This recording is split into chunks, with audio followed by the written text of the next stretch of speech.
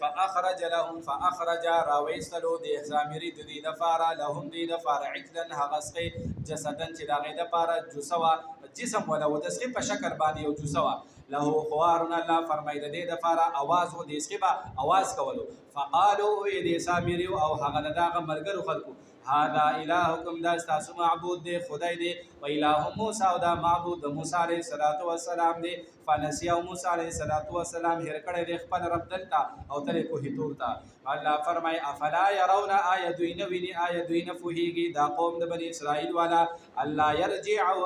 يرجعوا چې نشي واپس کولې دوی ته داسقي قولا وینا دوی ته خبرو کې دا جواب نشي ورکول دوی په دې نه پوهیږي چې دا خو سم نه دي ولا يملك او نه مالک کیږي نه اختیار لري دوی د فار ضرر نه د ضرر ولا نفع او نه د فائدې ولقد قال لهم بشكا ويلو ديت هارون عليه الصلاه والسلام من قبل مخکد دینا یا قوم زما قوم انما بشكا فتنتم به تاسو امتحان کې کړی شوی تاسو باندې امتحان کړی شوی دی فتنه کې غرزولې شوی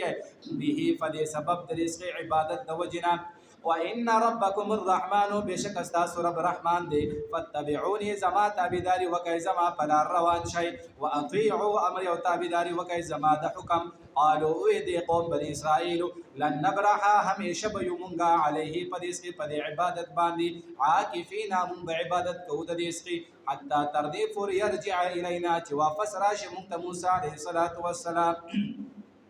نو چې کله موسی علیه السلام راغلی نو خپل ورور دوی قال یا هارون قال موسی علیه السلام فرمایل یا هارون علیه السلام ما منعك سشي من کړو تعالی را اذ رايتم کله چې تا ولیدلو زما دا قوم ولیدل دا بني اسرائیل ضلوا چې دی گمراه کېدل د عبادت کولو نو تاسو کوله الله تتبعني آیتا زما تابعداري نه کوله افعصيت آیتا نه فرمانی وکړه یا تا خلاف کو امر زما د حکم او زما د خبري قال هارون عليه السلام فرمای ابن امه زما د مورفیا نو دې ټیم کې موسی عليه السلام غوسه کې دا خپل رور د موسی هارون عليه السلام ګرو یختهونی ولنو هارون عليه السلام ته جواب ورکوي یا ابن امه زما د مورفیا لا تاخذ بلحيتي من زما هغه ګرا ولا براسي او زما سر اني بشکا خشيت زيردم او زيرګم ان تقول چې تبوي فرقت چې تا جدا کړي دي جدا واري دي راوستو یا ډلې دي جوړ کړي بین بني اسرائیل فمیز د بني اسرائیل کې ولم ترقب او تا انتظار ونکو قولي زما د حکم او زما د خبري الحمد لله رب العالمين